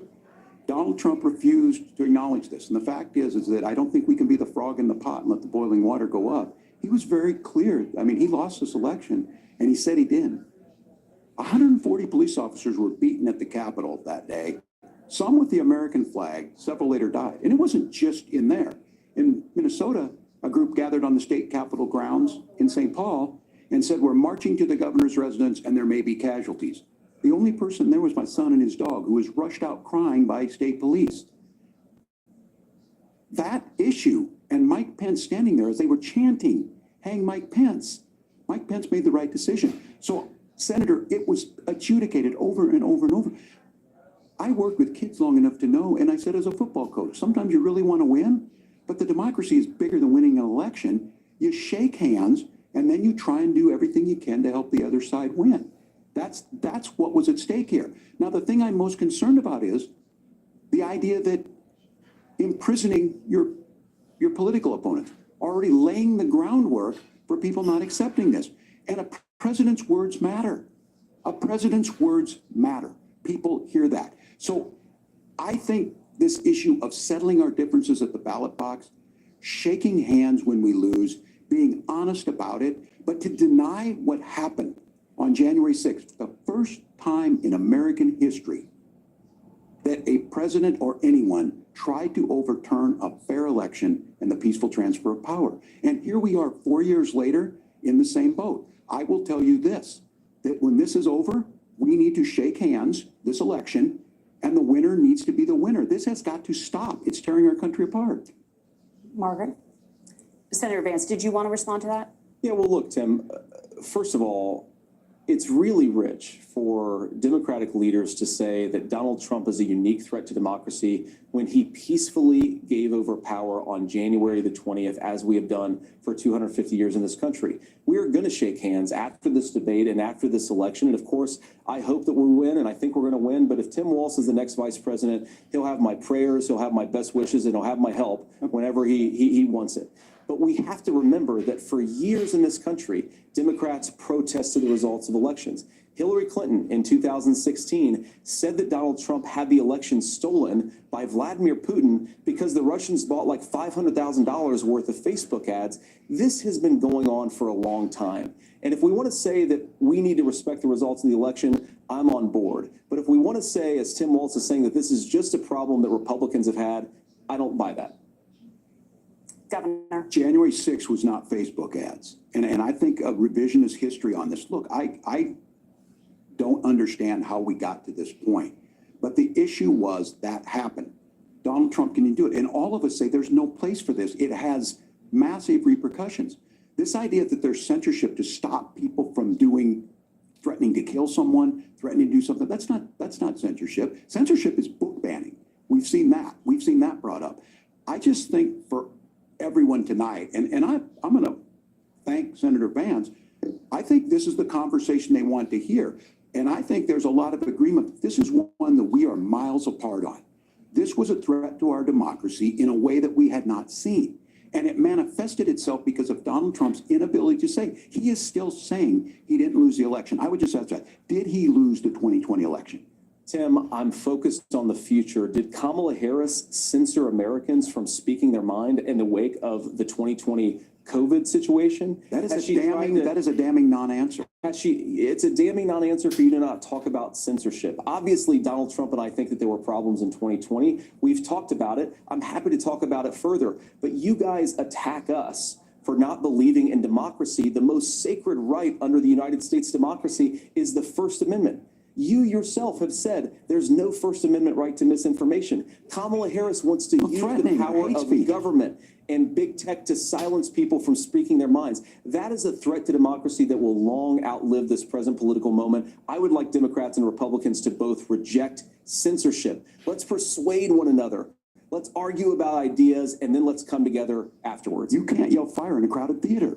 That's the test. That's the Supreme Court test. Tim, fire in a crowded theater. You guys wanted to kick people off of Facebook for saying that toddlers shouldn't wear masks. Senator, the governor does have the floor. Fire in a crowded theater. That is criticizing the policies of the government, which is the right of every American. Senator, the governor does have the floor for 1 minute to respond to you. Yeah, well, I don't run Facebook. What I do know is I see a candidate out there who refused, and now again, and this, I'm pretty shocked by this. He lost the election. This is not a debate. It's not anything anywhere other than in Donald Trump's world. Because look, when Mike Pence made that decision to certify that election, that's why Mike Pence isn't on this stage. What I'm concerned about is, where is the firewall with Donald Trump? Where is the firewall if he knows he could do anything, including taking an election, and his vice president's not going to stand to it? That's what we're asking you, America. Will you stand up? Will you keep your oath of office, even if the president doesn't? And I think Kamala Harris would agree. She wouldn't have picked me if she didn't think I would do that, because of course that's what we would do. So America, I think you've got a really clear choice on this election of who's going to honor that democracy and who's going to honor Donald Trump. Governor, your time is up. Thank you, gentlemen. We will be right back with both of our candidates. The CBS News vice presidential debate continues.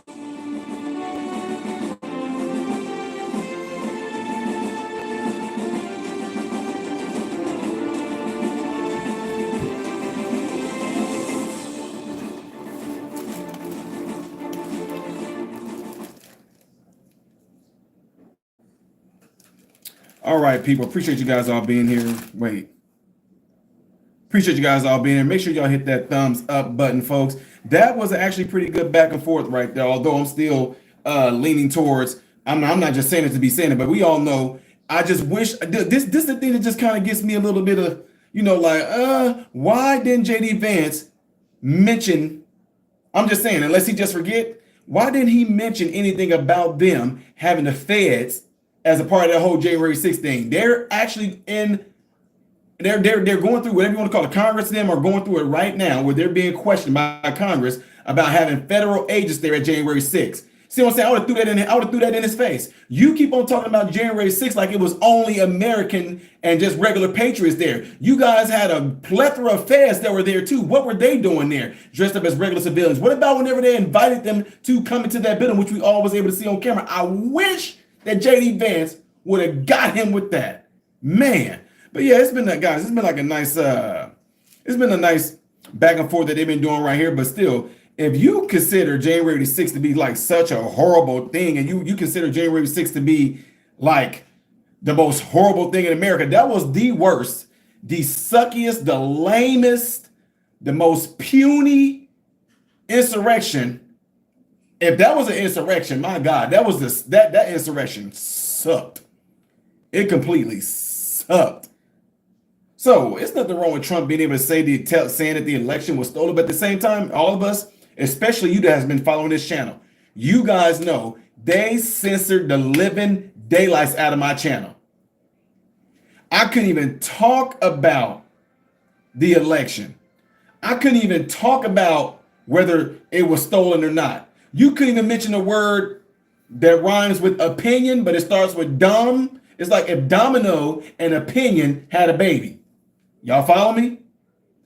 I don't even know if we can even say it now. YouTube gonna instantly demonetize this. By the way, folks, for those of you that have already donated to Cash App, I really do appreciate you guys. That's really nice of you guys to do that right there. And if some of you that keep on asking, that's it right there. The Cash App is just the Cash App sign and it's modern Renaissance, man. So, Raymond, I thank you. Chan, I thank you for the super chat. I'm not gonna say how much they gave, folks. Don't even matter. Ebly, thank you for the super chat. Drake, appreciate the super chat. Because you guys are emailing me. It's right here. I've been playing across the screen the whole time. Here it is. It's Modern Renaissance Man. It's just a Cash App sign, Modern Renaissance Man. And while we're on break right now, I think I should be able to do this. Shout out to all those that have given a super chat. DJing says, good evening, Ty. Chat, let's go. DT said, this is ridiculous. DT again said, nah, old timer, you and Skamala can't be trusted. DT, you've been coming through tonight. You could have just Cash App me. I don't mean YouTube wouldn't have got none of that. I mean, don't get me wrong. I love the super chats, folks, but y'all do know YouTube get their cut of the super chats. So just give y'all a heads up. DT, why does Tim know name of 2 women who died of abortions, but not Rachel Morin, or that was killed by an illegal immigrant, or Lakin Riley? Don't forget about Lakin. DT again said, JD is a Marine. We don't let BS slide. DT again, Tim wants to take our sticks and give them to the Somali. He let get shipped into the state. Screw him and the Indian headboard Harris. I bought a house under Trump and had to sell under Biden, and I'm a vet. That's crazy. Vance is showing why Marines are known for cool savagery, murking his fake army dude. Hoorah! Get back to it, folks. Welcome back to the CBS News Vice Presidential Debate. It is now time for the closing statement. Senator Vance won the virtual coin toss and elected to go last. So, Governor Walz, you are first. You have 2 minutes. Well, thank you, Senator Vance. Thank you to CBS News. And most importantly, thank you to all of you. If you're still up and the folks who miss Dancing with Our Stars, I appreciate it. But look, the support of the democracy matters. It matters that you're here. And I'm as surprised as anybody of this coalition that Kamala Harris has built, from Bernie Sanders to Dick Cheney to Taylor Swift, and a whole bunch of folks in between there. And they don't all agree on everything, but they are truly optimistic people. They believe in a positive future of this country and one where our politics can be better than it is. And I have to tell you, that better than it is the sense of optimism that there can be an opportunity economy that works for everyone, not just to get by, but to get ahead. And the idea that freedom really means something. Not the freedom of government to be in your bedroom or exam room, but the freedom for you to make choices about yourself. Now, look, we all know who Donald Trump is. He's told us, and as Maya Angelou said, believe him when he told you that. His first inaugural address talked about American carnage. And then he spent 4 years trying to maybe do that. Senator Vance tonight, made it clear he will stand with Donald Trump's agenda. He will continue to push down that road. Excuse me. Kamala Harris gives us a different option. Now, I'll have to tell you, I'm going to be careful about the quotes, but there's one that Senator Vance said. You already messed up Maya Angelou's. He said Donald Trump makes the people I care about afraid. A lot of America feels that way. We don't need to be afraid. Franklin Roosevelt was right. All we have to fear is fear itself. Kamala Harris is bringing us a new way forward. She's bringing us a politics of joy. She's bringing real solutions that to joy the middle again. class, and she's centering you at the heart of that. All the while asking everyone, join this movement, make your voices heard. Let's look for a new day where everybody gets that opportunity and everybody gets a chance to thrive. I humbly ask for your vote on November 5th for Kamala Harris. Governor Walz, thank you. Senator Vance, your closing statement. Well, I want to thank Governor Walz, you folks at CBS, and of course the American people for tuning in this evening. And one of the issues we didn't talk about was energy. And I remember when I was being raised by my grandmother, when she didn't have enough money to turn on the heat some nights because Ohio gets pretty cold at night and because money was often very tight. And I believe, as a person who wants to be your next vice president, that we are a rich and prosperous enough country where every American, whether they're rich or poor, ought to be able to turn on their heat in the middle of a cold winter night. That's gotten more difficult thanks to Kamala Harris's energy policies.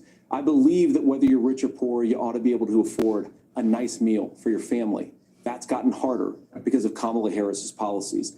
I believe that whether you're rich or poor, you ought to be able to afford to buy a house. You ought to be able to live in safe neighborhoods. You ought to not have your communities flooded with fentanyl. And that too has gotten harder with Kamala because of Kamala Harris's policies. Now, I've been in politics long enough to do what Kamala Harris does when she stands before the American people and says that on day one, she's going to work on all these challenges I just listed. She's been the vice president for 3.5 years. Day one was 1,400 days ago, and her policies have made these problems worse. Now, I believe that we have the most beautiful country in the world. I meet people on the campaign trail who can't afford food, but have the grace and generosity to ask me how I'm doing and to tell me they're praying for my family. What that has taught me is that we have the greatest country, the most beautiful country, going to be able to achieve their full dreams with the broken leadership they have in Washington. They're not going to be able to live their American dream if we do the same thing that we've been doing for the last 3.5 years. We need change. We need a new direction. We need a president who has already done this once before and did it well. Please vote for Donald Trump. And whether you vote for me or vote for Tim Walz, I just want to say, I'm so proud to be doing this and I'm rooting for you. God bless you and good night. Senator Vance, thank you. And thank you both for participating in the only vice presidential debate of this election cycle. I'm Margaret Brennan. And I'm Nora O'Donnell. And a reminder, there are just 35 days until Election Day. Please get out and vote. And for all of us here at CBS News, thank you and good night.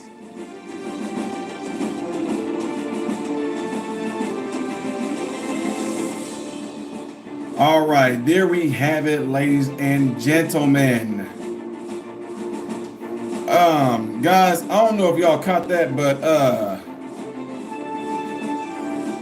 I swear to you, JD Vance glitched at the end. You ought to not have your communities flooded with fentanyl, and that too has gotten harder with Kamala because of Kamala Harris's policies. Now, I've been in politics long enough to do what Kamala Harris does when she stands before the American people and says that on day one, because of Kamala, if you're poor, you ought to be able to afford to buy a house. You ought to be able. All right, so let me get back to some things right here. Let me see which one is going to be the right one for you to see, son. Where we go, where we go, where we go. Is this it? All right, we are back, ladies and gentlemen. All right, so I want to say this. I appreciate you guys all showing up and hanging out with me tonight. I really do appreciate that. There was a lot of things that was said, ladies and gentlemen, that I agree with. And quite frankly, there are some things that I agree with that Tim Walz said tonight as well, as far as protecting our children and things like of that sort. Gun violence. Now, that's the biggest thing that I did not agree with Tim Walz when he said that. I don't know what in the world he was meaning when he was saying that, sometimes it is the gun. It's never the gun. It's never the gun. See, Guys, I'm different. That's why I'm telling y'all right now. They don't want me to run. Y'all don't want me to be in politics. Y'all won't want me to be in politics. Because, it was a time back in the day. I love the old school politics, like when Reagan and them were doing. Look, guys, when I got into politics, I went back and watched a whole lot of old things.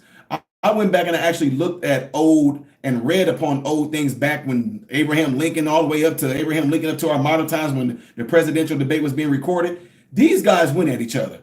They threw shots at each other sometimes. They roasted each other sometimes. So if it was me up there, I would say Tim Walz. If you said sometimes it is the gun, right? So is it the fork while you're fat? You see what I'm saying? Y'all see what I'm saying? I'm just being honest. Tim Walz, sir, if it is the gun sometimes, are you saying that the fork or the spoon is responsible for why you're fat? See, I'm just, I know y'all. Ty, come on. No, see, back in the day, whenever they had debates, they had real legit debates. They sometimes threw shots at each other, and that's what I would have did, just to make an example. Now, guys, I'm telling y'all right now, I'm just being honest with y'all. I enjoyed this debate. I'm not going to lie. I enjoyed this debate. I'm going to tell y'all the truth, and some of y'all may not like this. I'd rather see J.D. Vance go at Kamala Harris and Donald Trump go at Walz. I'm just saying. Because I know J.D. Vance would, y'all, if this would have went according to plan, if they wouldn't have kicked Joe Biden out. See, a lot of y'all don't know this. They knew that J.D. Vance was going to be a monster. They knew that J.D. Vance would completely eat Kamala. Can you imagine if that was Kamala there tonight? Now, don't get me wrong. Tim Walz, y'all know I'm going to keep it real. Tim Walz did a good job on some things, but he definitely did do the salad and did the word salad. He did kind of do a derailment, did a little bit of, kind of getting off course a little bit. And don't get me wrong, J.D. Vance, he did it too. Not as much. He did it one time, because I was looking for both sides to do it. J.D. Vance did it one time, where he kind of went into a little bit, then he came back on a little bit. But Walz was doing it far too much. I did like the fact that you got to see, ladies and gentlemen, I just keep it real. You got to see that they didn't agree, but then you got to see on something that they did agree on. I don't know the last time that I've actually seen that in a debate at all, where they actually say, you know what, I agree with you on that. I agree with you on that. Yes, I agree with you on that. And then seeing them still like saying, nope, nope, nope, nope, nope. That's how it should be. Now, at the end, when J.D. Vance and they both were saying, should you lose, would you shake hands? Yes, I'm going to shake your hand. I'm going to shake your hand. Now, it don't mean that I'm still not going to question things. The reason why I think that they are really pushing this in the media, y'all notice that that's a real big question. Y'all notice that that's a real huge question where they keep on saying, are you going to accept the results? They already, to me, I feel like they already know we're going to get y'all again. Not fairly, but I just think they know we're going to win this thing again. We got it already set up no matter what y'all do. I know Trump said too big to rig. We're going to win it again.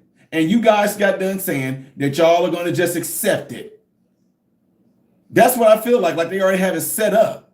But guys, this is just one of those deals where you just never know. It was a good debate. I agree. I actually enjoyed this more than I did the Trump and Harris debate. Although I did like when Trump did throw a shot at Kamala Harris, like, I'm speaking now. You remember that? I'm speaking now. I like when Trump did that. Just Trump was getting him. He got Kamala. And when they would ask her a question, I mean, come on, y'all. She was just off on La La Land. She was off. I will say this. They did a better job than the last ones. Look, it was so, what was that? Was that NBC, y'all? Was that NBC that did the last debate? Yeah, I think that was, okay, I need to check it. I sat there and recorded the thing, and now I have a brain cramp going on, but wasn't that